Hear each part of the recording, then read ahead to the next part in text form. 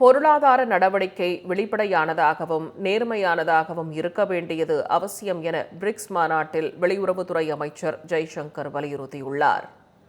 அமெரிக்க வரி விதிப்பு குறித்து விவாதிக்க பிரிக்ஸ் அமைப்பின் மாநாடு பிரேசில் அதிபர் லுலா டி சில்வா தலைமையில் நடைபெற்றது.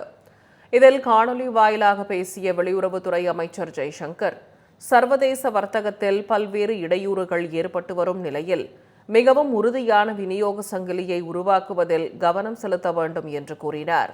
பல்வேறு இடையூறுகள் இருக்கும் நேரத்தில் அவைகளுக்கு எதிராக நமது நடவடிக்கை இருப்பதே நோக்கமாக இருக்க வேண்டும் என்றும் வலியுறுத்தினார்.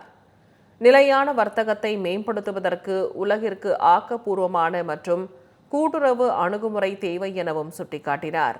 வர்த்தக பிரச்சினைகளுடன் வர்த்தகமல்லாத பிரச்சினைகளை இணைக்கக்கூடாது என்றும் அவர் அறிவுறுத்தினார்.